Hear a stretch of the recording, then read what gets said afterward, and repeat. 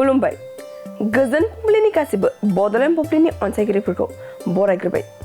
बुधबारनि फानजामुथिखौ फरायनो लादों आं कमलि ब्रह्मआ। फानजामुथिनि गिबियाव दं मेष राशि। जेंनाफोरा जोबनाय नङा, सानब्लाबो सानस'हायि जागोन, गोसोखौ असान्थि मोनगोन। वृष राशि। साना जेथो गोनां जानो हागौ, हरखाबै सोगदावनो हागौ, सांग्राङै थानाया गाहाम जागोन। मिथुन राशि। आनजादाव उथ्रिसारनो हागौ, साननाया जाफुंगोन, जोबोरैनो मोजां सान जागोन। कर्कट राशि। न'खराव गोजोन गैयै थासारि सोमजिनो हागौ, बिसि फिसायनि गेजेराव गोरोबलायै सोमजिनो हागौ। सिंह राशि। गोदान खामानियाव खाबु मोननो हागौ, सुखुयै थानो हागोन, मोजां सान जागोन। कन्या राशि। लामा दावबायियानो मोजां जागोन, खैफोद गोनां सान जानो हागौ, सानै हयै नायनाया मोजां।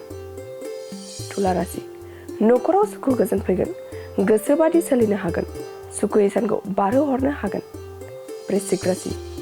धोन दौलत आरजिनो हागौ, आखायाव रां रुफा फैनो हागौ, मोजां सान जागोन। धनु राशि।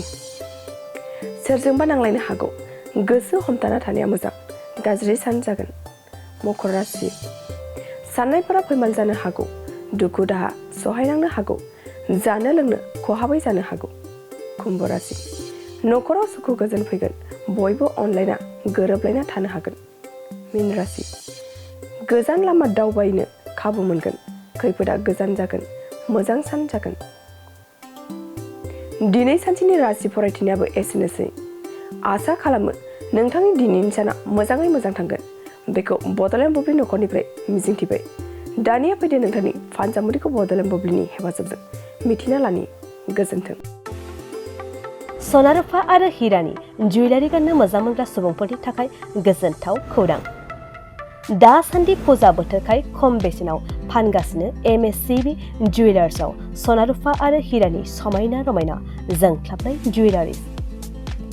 MSCB जुवेलार्सआव मोननो हागोन राजकोट जुवेलारि, कास्टिं जुवेलारि, कलकाता जुवेलारि, मेसिनजों बानायनाय जुवेलारि आरो आखाइजों बानायनाय जुवेलारि। लोगोसेनो हाबा हुखायाव गाननो थाखाय सना आरो हिरानि समायना जुवेलारिसफोरखौबो मोननो हागोन। MSCB जुवेलार्सआनो दं क'क्राझार सहरजों नांजाबनाय क'क्राझार रेल गेटनि साखाथि वार्ड नं 5 बिबेकानन्द पथआव। MSCB जुवेलार्सजों थोंजोङै जगाजग खालामनोबो हागोन 9954273079 जानबुं अनजिमायाव।